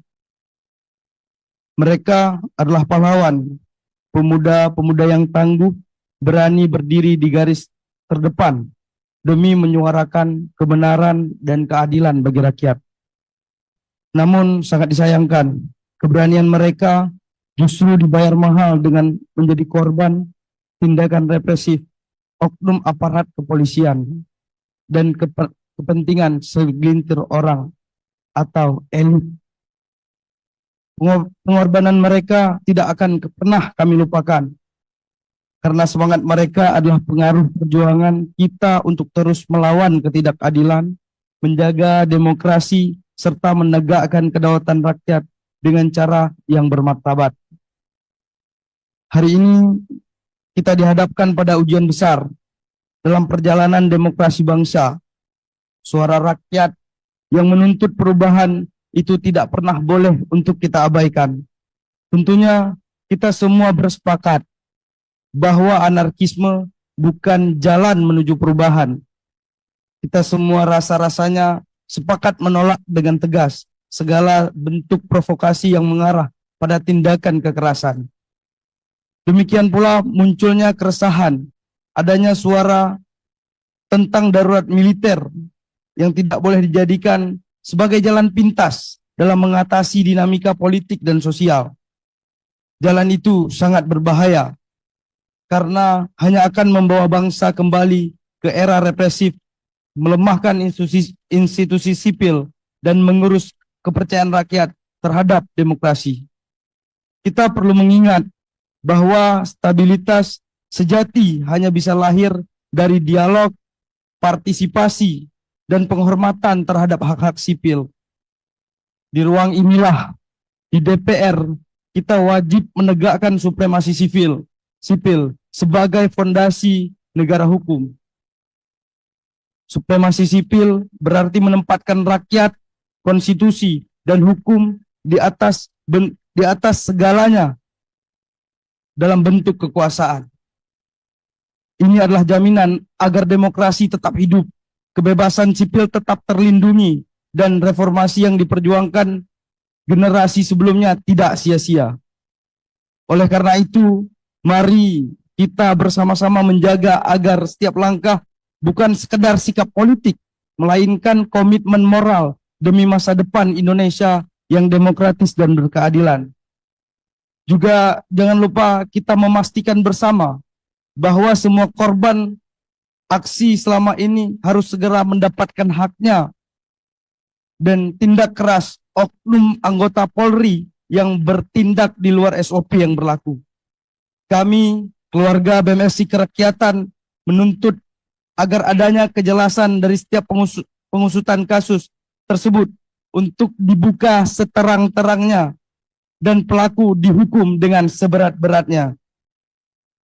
Kami berharap semua tuntutan yang disampaikan oleh teman-teman mahasiswa, teman-teman OKP barusan tidak hanya menjadi angin yang lewat. Setelah ini DPR harus dan wajib menerima draft tuntutan yang akan disampaikan oleh kami, didasari aspirasi dan tuntutan dari masyarakat di seluruh Indonesia. Perlu saya sampaikan, Bapak-bapak sekalian, juga hari ini saya memohon bantuan banyak report dari teman-teman koordinator wilayah dan kampus-kampus yang ada di seluruh Indonesia bahwa teman-teman kami itu masih ditangkap. Kami mohon untuk dibebaskan teman-teman kami. Mereka adalah pejuang demokrasi. Juga Bapak-bapak sekalian, perlu sama-sama kita jaga di sini. Jangan sampai awal daripada kegagalan presiden adalah karena ketidakmampuan pembantu presiden dalam mewujudkan program presiden. Sekian dan terima kasih. Assalamualaikum warahmatullahi wabarakatuh.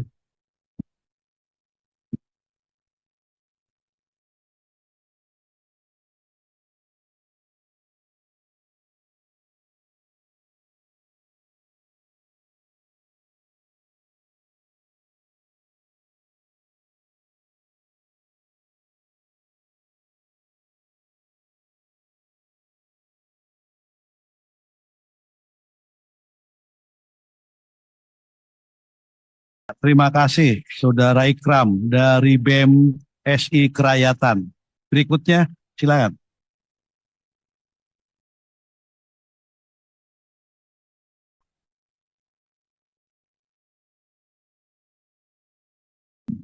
Bismillahirrahmanirrahim. Assalamualaikum warahmatullahi wabarakatuh. Izin teman-teman semua dari OKP Indonesia, kemudian dari beberapa aliansi mahasiswa dan lain sebagainya yang berhadir di sini. Kemudian yang saya hormatin para pimpinan DPR Republik Indonesia yang hari ini masih mau mendengar aspirasi-aspirasi dari kita, aspirasi-aspirasi dari rakyat Indonesia, dari mahasiswa, dari seluruh rakyat Indonesia. Kemudian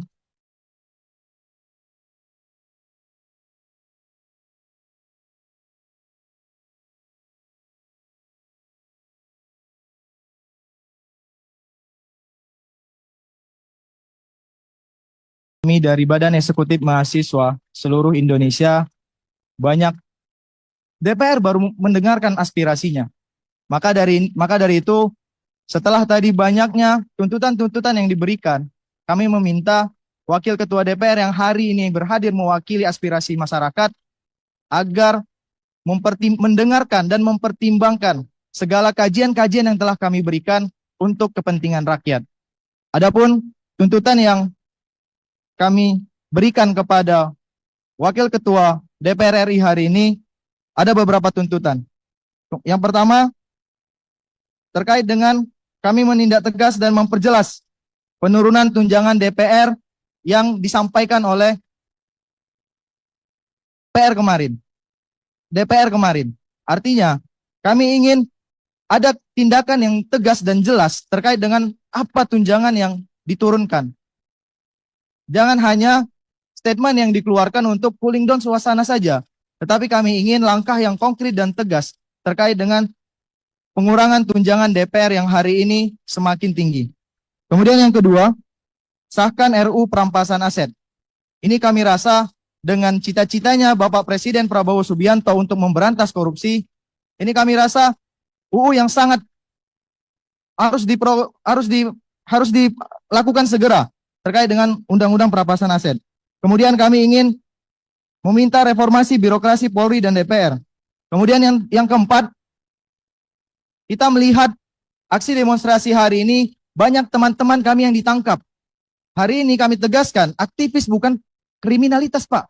Aktivis hari ini bukan perusak negara, bukan tikus-tikus yang mengerti APBN yang ada. Tapi hari ini aktivis demonstrasi yang ada, aksi-aksi demonstrasi yang ada, ini merupakan keresahan-keresahan dari rakyat. Jangan dideskripsikan dengan tindakan-tindakan kriminal sehingga ditangkap, didiskriminasi. Hari ini banyak teman kami yang ditangkap. Salah satunya mahasiswa UNRI yang ditangkap secara diam-diam. Khairi Anhar ditangkap secara diam-diam. Kemudian pemilik NGO Pedro juga ditangkap secara diam-diam. Kami ingin bebaskan kawan kami. Bebaskan kawan kami yang sekarang masih tersangka. Bebaskan kawan kami yang masih tertangkap dan tertahan di kepolisian. Mereka bukan tindakan kriminal. Kemudian kami meminta juga untuk mengevaluasi seluruh kabinet merah putih. Kita melihat sebelum menuju 1 tahun periodisasi Prabowo Subianto, melihat sudah ada anggota kabinet yang korupsi. Maka kami meminta kepada Presiden Prabowo dan meminta kepada anggota DPR untuk segera mengevaluasi kinerja dari kabinet merah putih. Ini bukan lagi tentang bagi-bagi kue kekuasaan, tetapi ini tentang profesionalitas dalam bekerja untuk rakyat. Kemudian yang ketujuh, kami meminta ketua partai politik untuk menarik kader-kadernya yang problematik, yang merendahkan rakyat dari kursi legislatif dan eksekutif. Kemudian kami juga meminta untuk DPR merevisi Undang-Undang MD3 terkait perlunya, saya rasa perlunya transparansi ke publik terhadap skala prioritas rancangan undang-undang yang sedang dibahas oleh Badan Legislasi termasuk RUU Perampasan Aset. Kemudian yang ke-8, kami meminta untuk mereformasi Undang-Undang Peradilan Militer. Karena terlalu banyak, Bapak, kejadian-kejadian yang dilakukan oleh oknum TNI, oknum-oknum pejabat keamanan yang tidak mempresentasikan sebagai membela rakyat. Impunitas itu tidak kita inginkan kepada aparat-aparat TNI. Kemudian yang ke-10, memastikan RUU KUHP berada dalam berpihak pada rakyat. 11, kami menuntut kejadian yang telah berlalu akibat demonstrasi, represivitas keamanan. Kami menuntut adili aparat pembunuh rakyat. Kemudian yang ke-12, kami menuntut dan menagih janji Bapak Wakil Presiden terkait dengan 19 juta lapangan pekerjaan yang kita lihat sampai dengan saat ini. Kita bermimpi 20 tahun lagi kita akan merasakan Indonesia emas. Tetapi hari ini para pemudanya tamat kuliah tidak tahu ingin bekerja di mana. Untuk menafkahi hidupnya juga tidak tahu di mana, sehingga mereka melakukan tindakan-tindakan kriminal untuk keuntungan dirinya. Ini sangat kita sayangkan. Kemudian yang ke-13, menuntut kesejahteraan guru dan dosen. Ke-14, kami menolak 5 batalion yang hadir, yang akan direncanakan pembangunannya di Aceh, dan peradilan militer yang ada di Universitas Riau. Kita tahu, Bapak, kampus adalah tempat kita mengasah intelektual kita, bukan tempat untuk diintimidasi. Kita khawatir ketika aparat-aparat keamanan hadir di tengah-tengah kampus, ini bakal menahan kami untuk melakukan aksi-aksi untuk menyampaikan aspirasi. Kita tidak ingin seperti itu. Kemudian yang ke-15, menolak duit fungsi jabatan dalam aspek pemerintahan di lingkup pemerintahan Indonesia.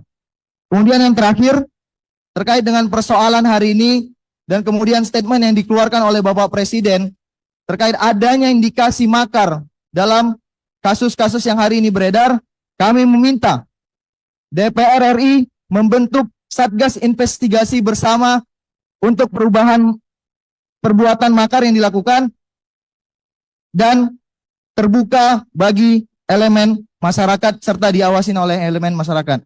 Mungkin itu kajian yang kami berikan, tuntutan-tuntutan yang kami sampaikan hasil dari kajian Aliansi Badan Eksekutif Mahasiswa seluruh Indonesia. Dan ini kami rangkum, sebenarnya Pak, ada berbagai tuntutan yang berasal dari daerah-daerah yang kami kumpulkan secara kolektif, sehingga ini bisa dipertimbangkan dan bisa menjadi bahan kajian Bapak-Bapak sekalian di DPR RI. Mungkin sebelum saya memberikan kajian ini, saya ingin mengingatkan kepada kita semua bahwasanya perjuangan kita hari ini berasal dari seorang mahasiswa. Maka bapak-bapak yang di depan sini juga pernah menjadi seorang mahasiswa. Untuk mengingatkan kembali bahwa perlawanan, bahwa perubahan, perbaikan ada di ranah mahasiswa, maka saya ingin kita di sini sama-sama menyampaikan sumpah mahasiswa. Mari teman-teman sekalian, sama-sama kita berdiri, angkat tangan kiri kita, dan izin kepada bapak-bapak yang berada di depan untuk sama-sama berdiri karena bapak-bapak sekalian sempat juga menjadi seorang mahasiswa.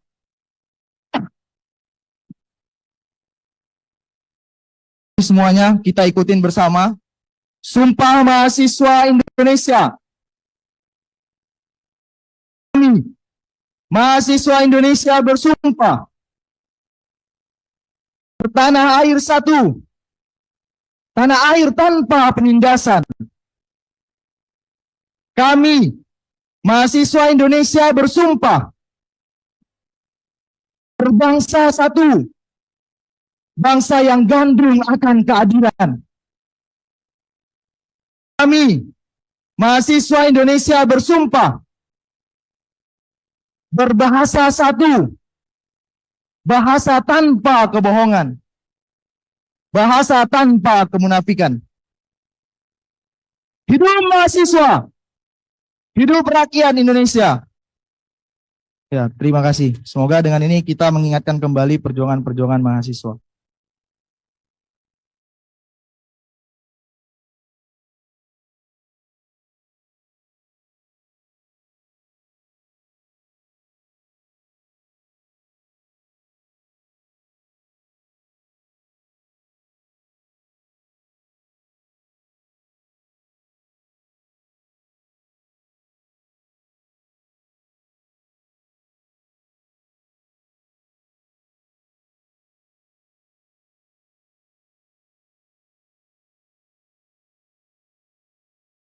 Kasih dari BMC Rakyat Bangkit. Berikutnya silakan. Oh, mau ngasihkan dulu apa? Enggak, sebentar. Ini belum, Pak, tadi. Enggak. Tadi ke toilet. Bismillahirrahmanirrahim. Permohon, Pak. Bismillahirrahmanirrahim. Bang, kita dulu bang, kita ngantri bang di sini. Iya, Gantian bang. iya, siap. Sebentar. Sebentar. Kita juga sama bang. Oke, Gini, siap. gini. Oke siap. Ini dulu, tadi saya udah nunjuk ini dulu. Silakan. Maju aja ke depan. Di sini bang, apa? Baik. Bismillahirrahmanirrahim. Assalamualaikum warahmatullahi wabarakatuh. Bersyukur kepada Allah dan Alhamdulillah bersalawatu Nabi dan Muhammad wali Muhammad. Yang saya hormati seluruh rakyat Indonesia, izin kami menyampaikan aspirasi di gedung ini. Mungkin kami yang hadir dari sini adalah semua mahasiswa, tapi kami lahir dari rakyat petani, kami lahir dari kaum buruh, kami lahir dari para nelayan, dari guru honorer, dari para pedagang.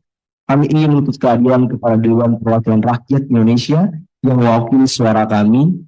Pemilu 2024 menghabiskan 80 triliun anggaran.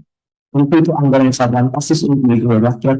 Jika wakil rakyat kita yang masih tuli, masih arogan, sayang sekali. Maka di momentum ini kami ingin menyampaikan beberapa tuntutan kami, aspirasi kami yang perlu sama bapak-bapak Dewan Perwakilan Rakyat dengarkan sesama dengan sebaik-baiknya. Sebelum kami menuntut tuntutan kami, yang pertama kami ingin menjelaskan kembali, melanjutkan dari korpus BMSC, bahwa kami bebaskan semua kawan kami yang hari ini melakukan demonstrasi di seluruh Indonesia yang ditangkap di Kapolres, di Polres Indonesia. Tolong bebaskan kawan kami. Bapak wakil rakyat semua, tolong memberi jaminan bahwa hari ini kita diberi kebebasan untuk kumpul, bersikap dan menyampaikan pendapat. Maka pastikan kawan kami satu pun yang tidak melanggar hukum dipastikan bebas tanpa luka, tanpa apapun itu. Itu yang kami tegaskan. Yang ketiga, kami ingin mengingatkan kembali bahwa dengan pertemuan hari ini harus ada 10 nyawa yang hilang, harus ada halte-halte yang kebakar, harus ada kantor-kantor DPR yang terbakar dengan kantor kepolisian. Artinya apa? Ini peringatan terakhir bahwa ke depan untuk wakil rakyat kita tolong senantiasa bisa menyenangkan kami dengan cara-cara yang baik. Jangan sampai ke depan kami menyimpulkan bahwa kalau mau didengarkan wakil rakyat kita harus membuat kebijakan. Kalau mau didengarkan mereka, kita harus membuat gerakan-gerakan yang tidak mungkin tidak diinginkan. Tapi kami memastikan bahwa yang ke depan, ketika ada suara rakyat, ketika ada demonstrasi, dengarkan tuntutan kami, dengarkan suara kami, dengarkan apa yang rakyat ini sampaikan. Itu yang akan kami tegaskan. Saya William Mutakin dari BEM Perguruan Tinggi Muhammadiyah, Zona 3, Jawa Barat, DKI dan Banten. Hari ini kami juga sama-sama menunggu momentum ini yang bila suara itu di jalan, Ini sampai di suara parlemen. Bertemu dengan pembuat kebijakan yang hari ini tadi kawan-kawan semua sudah sampaikan di forum ini. Tuntutan kami ada 7. Kami perlu menyampaikan di forum ini, meskipun kita sama-sama punya keresahan yang sama. Kita bicara tadi sama-sama ingin segera pengesahan rancangan undang-undang perampasan aset koruptor yang sudah masuk prolegnas mungkin sudah 4 kali 4 periode tapi belum disahkan sampai hari ini.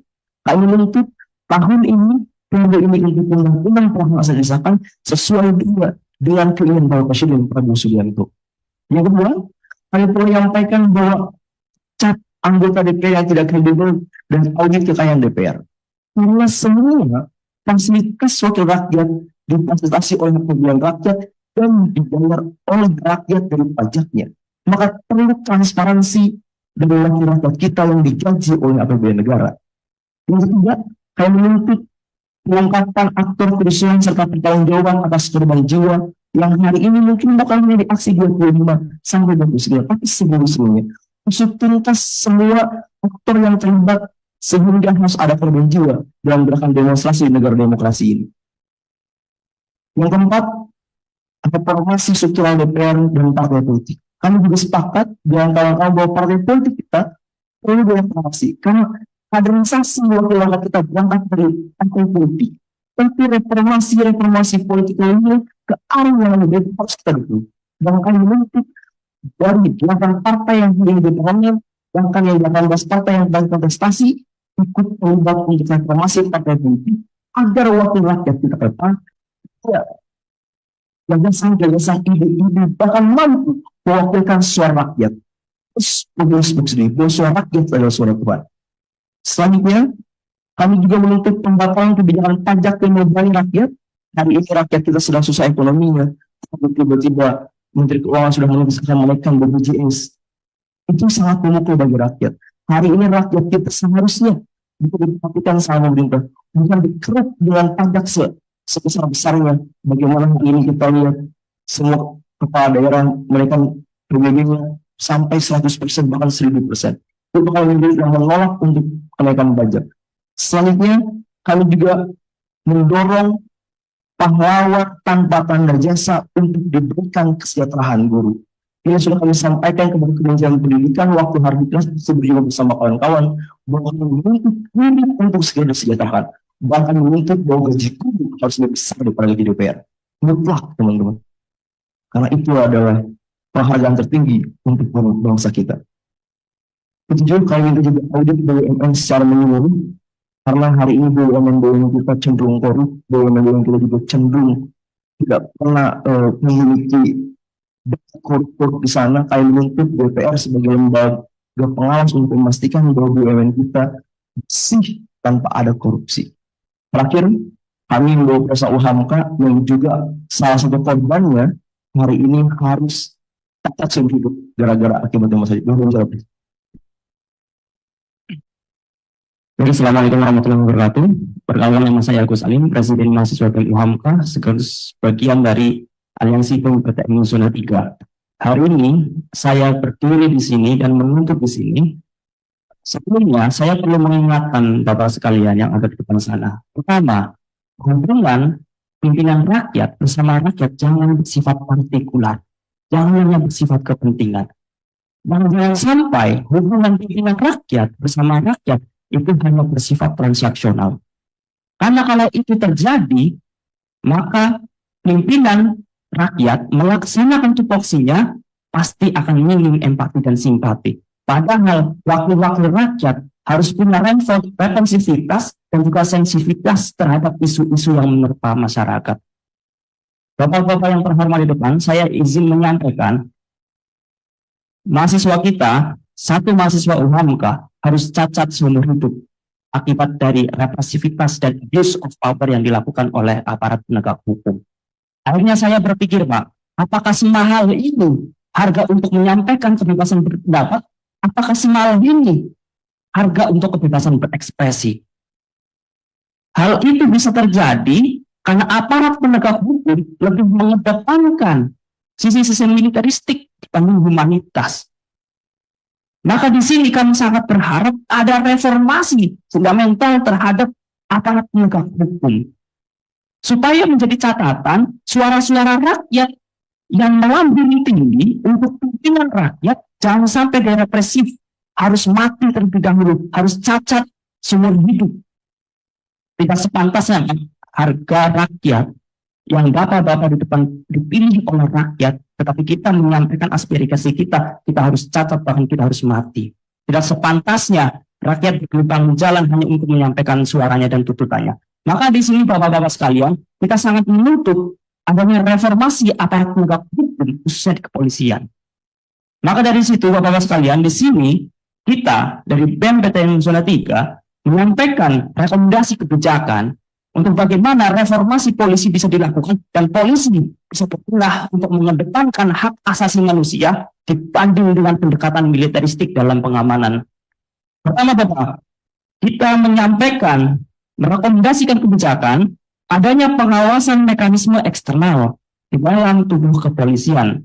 Supaya apa? Supaya polisi merasa diawasi, walaupun kita tahu ada Kompolnas, tapi juga kita mempertanyakan hari ini, efektifkah Kompolnas hari ini? Lalu kemudian, militerisasi pendekatan keamanan. Kita harus bisa pahami di sini bahwasanya polisi itu adalah masyarakat sipil. Polisi itu bukan militer.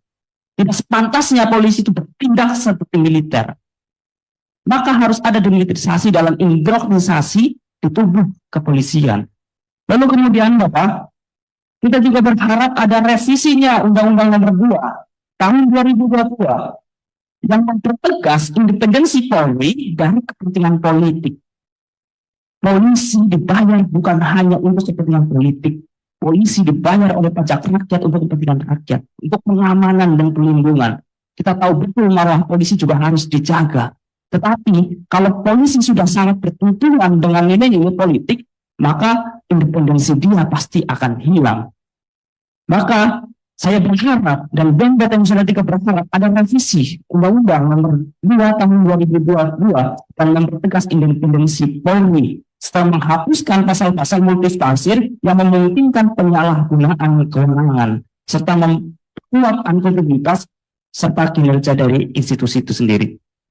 Lalu kemudian Bapak, ada pentingnya mekanisme partisipasi di sini, keterlibatan dalam pengawasan kinerja kepolisian itu harus wajib ada, karena hal tersebut akhirnya sama memaksa polisi atau aparat penegak hukum yang lain untuk bekerja lebih maksimal tanpa memandang dulu apakah dia pejabat, apakah dia masyarakat biasa, atau apakah dia masyarakat miskin. Nah, maka di situ polisi wajib untuk diawasi dan dipantau secara eksternal oleh kawan-kawan kelembagaan masyarakat publik. Sekian dari saya, kurang lebihnya maaf. Wassalamualaikum warahmatullahi wabarakatuh. Terima kasih. Itu kami dari BEM Zona 3. Terakhir, kami ingin menegaskan kembali kepada wakil rakyat kita bahwa republik ini kekuasaan tertinggi dimiliki oleh rakyat. Kami sekali lagi ulangi bahwa kekuasaan tertinggi republik ini adalah milik rakyat Indonesia. Maka terima salam saya, salam perjuangan yang sedang kita perjuangkan Indonesia. Terima kasih. Assalamualaikum warahmatullahi wabarakatuh.